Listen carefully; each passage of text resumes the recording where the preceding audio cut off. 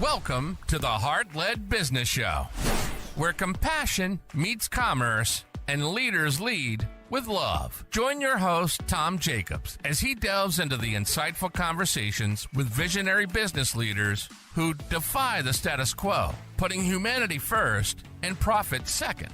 From heartfelt strategies to inspiring stories, this podcast is your compass in the world of conscious capitalism. So buckle up and let your heart guide your business journey.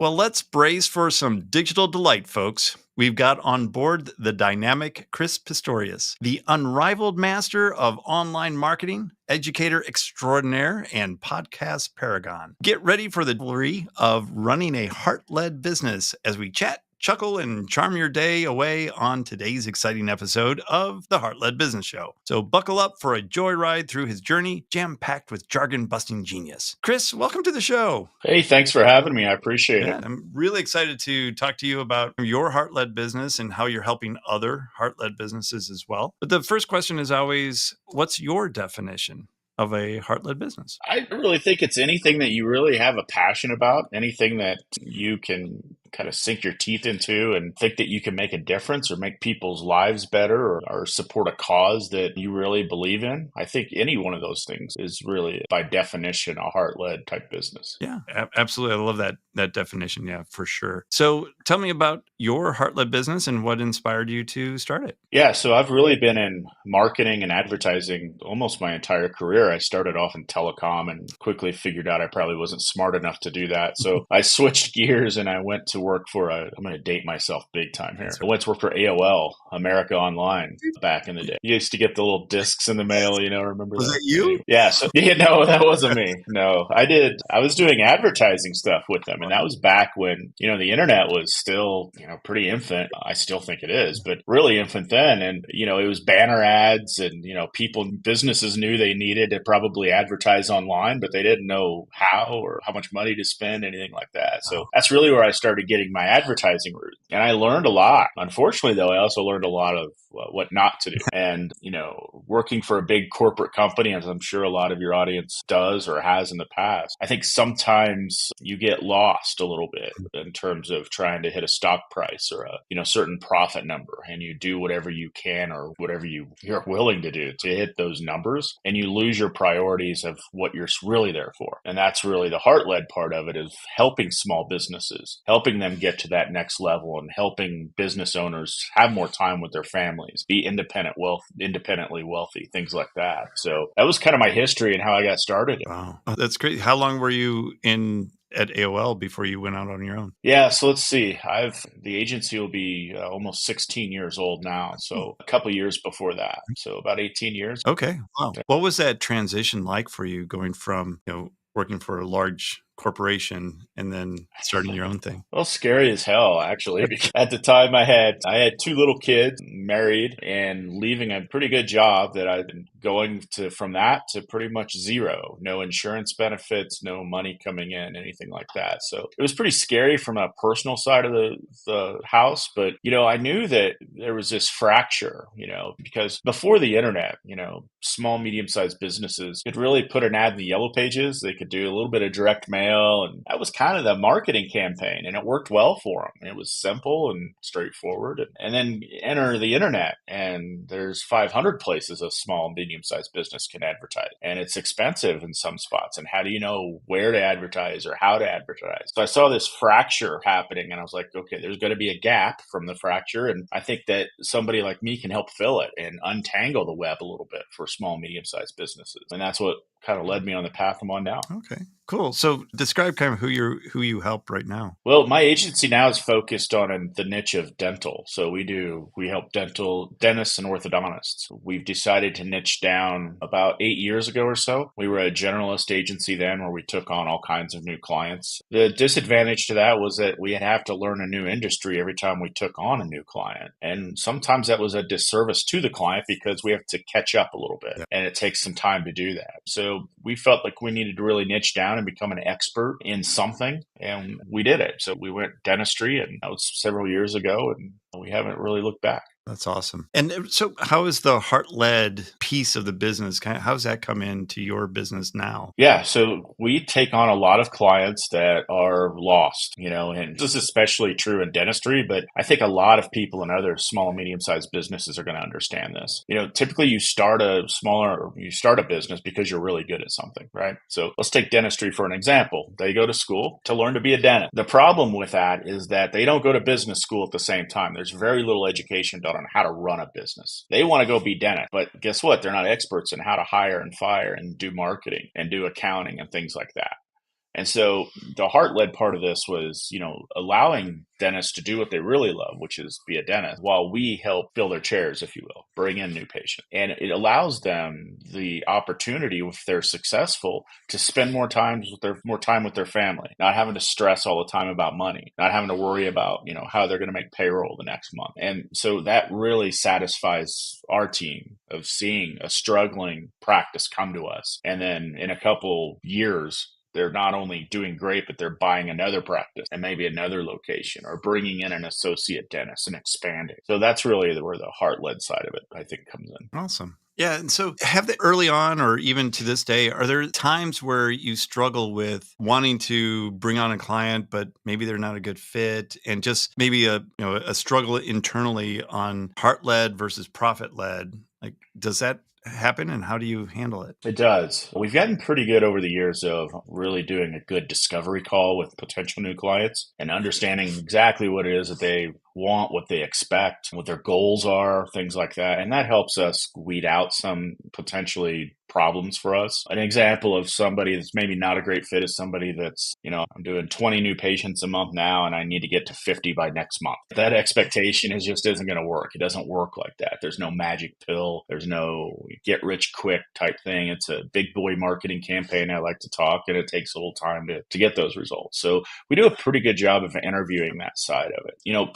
Profit wise, and we have to make a profit to continue going. Right. And if we continue going, that means that we can continue to help more and more people and dental practices succeed and spend more time with their families and be independently wealthy. So I'm not worried about the profit side of it, because I know as long as we are in business and we're profitable, then that gives us the opportunity to help more and more. Okay. Was there ever a time where you're like, even before, during your corporate time, where it was just like, I just want to make the money and we'll do whatever it takes to do that? And then the follow-up question to that would be, how did you make the shift then to know that you needed to be heart-led? Yeah, I think early on, like the first year of business, I was like, I need to make money. So that's why we took pretty much on any type of client we could find that had a heartbeat and the check went through.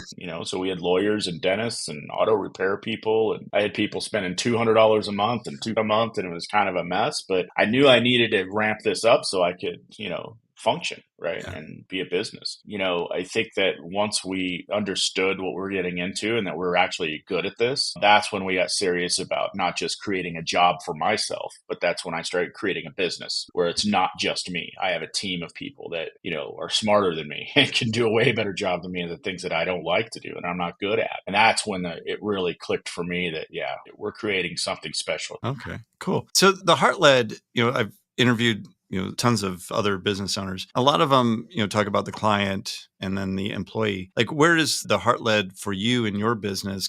Where does that center around for you? I think both clients and employees. We're a boutique agency. We're not a huge company and we'll never will be. We're more considered a boutique. We have 20 people that work here. So we're big enough to, get things done, but we're also small enough to make sure that we get results for our clients and we're achieving the goals that we have for our clients. So I think for me, the heart-led part of it isn't just the clients that we just talked about. It's also the people that we employ and making sure they're happy and that they like to get up out of bed every morning and go to work versus the way it used to be for me where I get up out of bed and like, oh man, I got to do this again. That's no fun for anybody. And that level of stress and, responsibility, if you will, carries through to family and, it's hard to turn off at night, stuff like that. So the heart-led part of it's not just clients and making sure that they're successful, but it's employees and empowering them to make decisions and being able to advance their careers. And I think equally, both sides, client and employee, is important. Yeah, absolutely. And Sir Richard Branson of the Virgin brand, he put his priorities as employees first, customers second, shareholders third. and it takes on that order. Because if you take care of the employees, they're going to take care of the customers. And of course, that's going to satisfy the shareholders at the end of the day. I think it is easy to lose track of that, because, it's just, if you start looking at spreadsheets too much, I think is when you start losing some of if we made a cut here, that would boost our profit. But then you're doing a disservice, obviously, to the employee and you're doing a disservice to the client because you're not going to be able to service them as well. So I say my opinion is stay away from the spreadsheets. Oh, I love that. Yeah. So what are some ways that you take care of your people to make sure that they take care of the customers? We only do, So we only are here Monday through Thursday, and we do have a rotating skeleton crew in on Fridays just in case anything emergency-wise comes up. But that's a great way, a great benefit. Is it 2 hours a day for four days or? No, it's 8 hours a day, but with the understanding that we've got to get our stuff done, So if, you're at your 8th hour of the day, but you're way behind in something that, you may need to work that evening for a couple hours or whatever. But so far we've been testing this now for a few months, and so far it's working really well. Oh, wow. That's really great. What are some of the other ways? Obviously, 4-day work week is great. Yeah.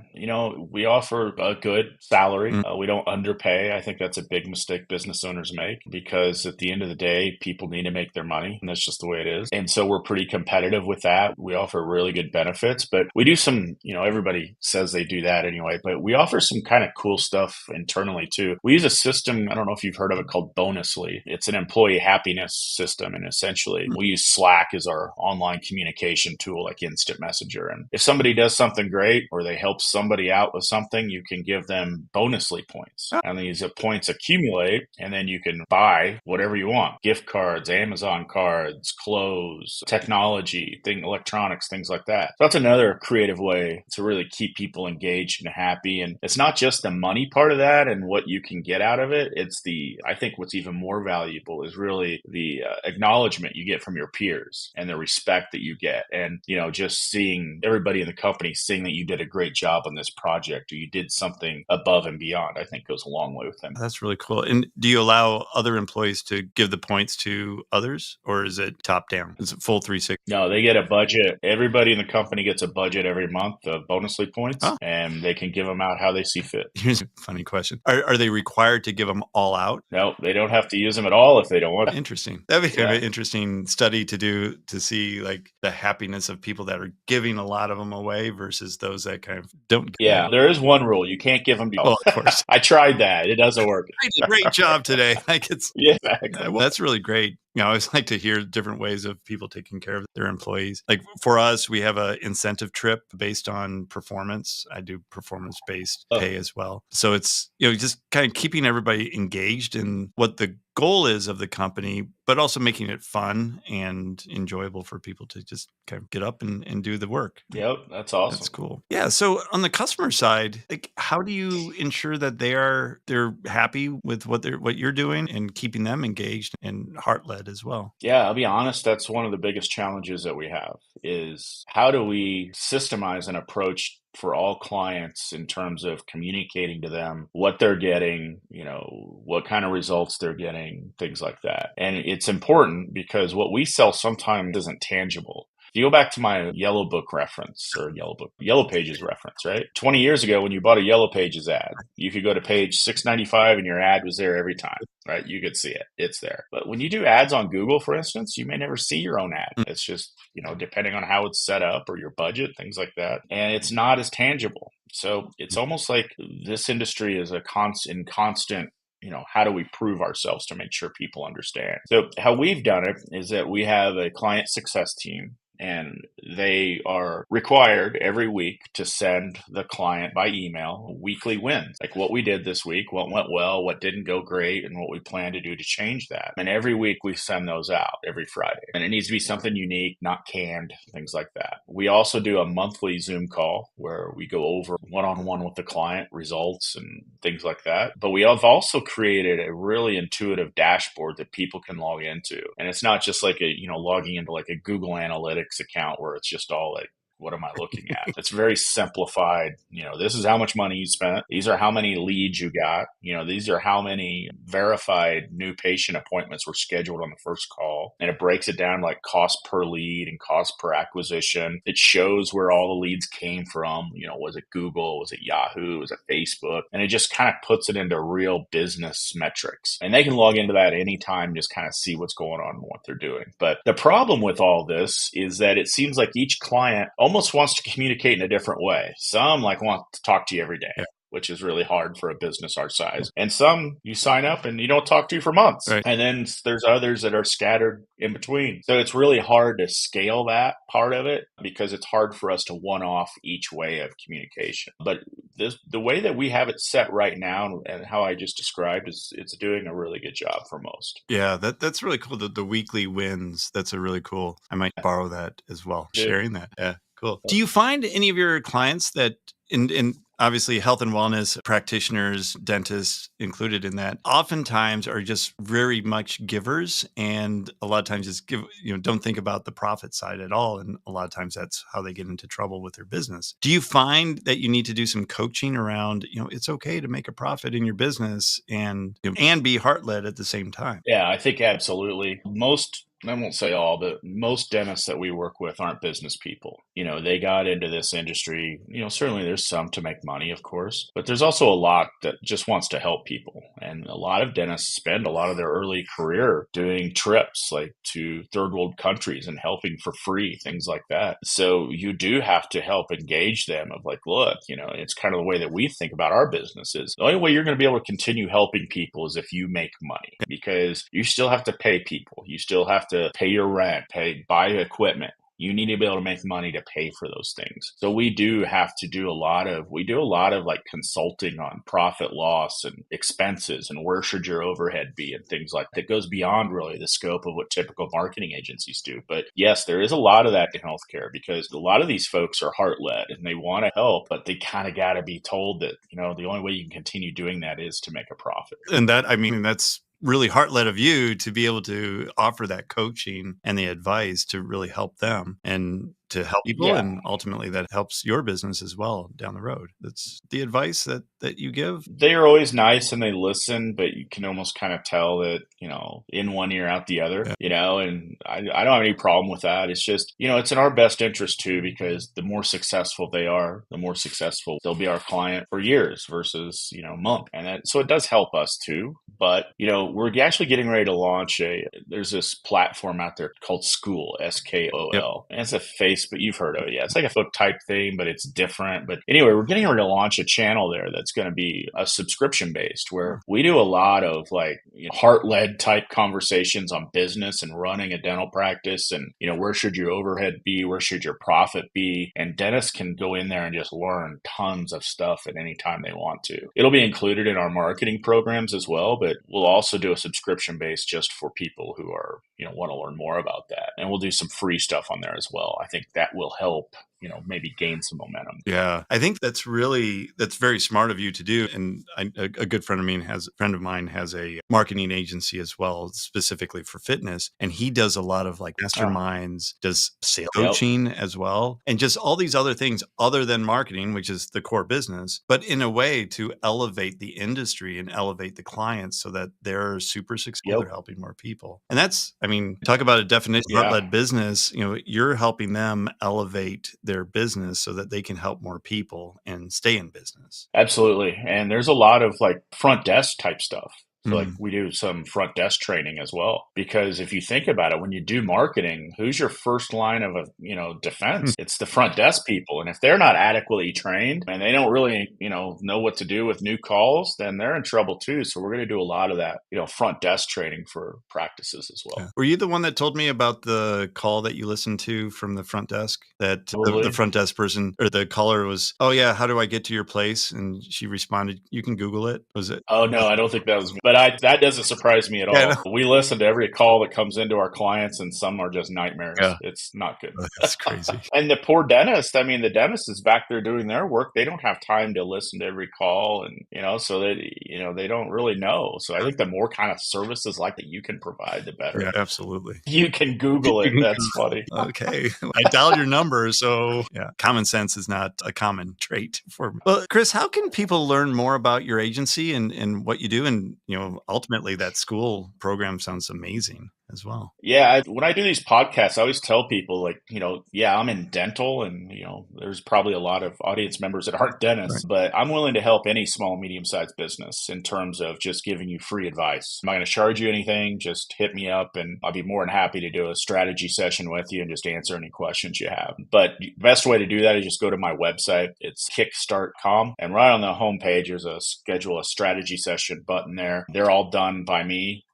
So feel free to schedule a session with me. And again, I won't charge you any amount of money to give you some free advice. Oh, that's super generous of you. That's awesome. Helping everybody else, being heart-led. Love it. That's right. So Chris, thank you so much for sharing your wisdom with us, your years of experience in being a heart-led business. I certainly appreciate it. And I know our listeners appreciate that as well. So thank you so much. Thanks for having me. I appreciate it. No worries. And thank you, listeners, for tuning in for today's episode. I certainly appreciate it. And I know Chris appreciates you listening in as well. Make sure you're checking out everything that Chris is doing down in the show notes. We're going to link his website and all the social media that he has going on as well. So make sure you're checking it out and take him up on that offer. It's always good to connect with other people and see what you're doing and how you could improve as well. And then if you could do me a solid favor and share the show with a friend or a colleague who you feel the information could inspire to help them as well. And it really helps us build the audience as well. So thank you for that. And until next time, lead with your heart.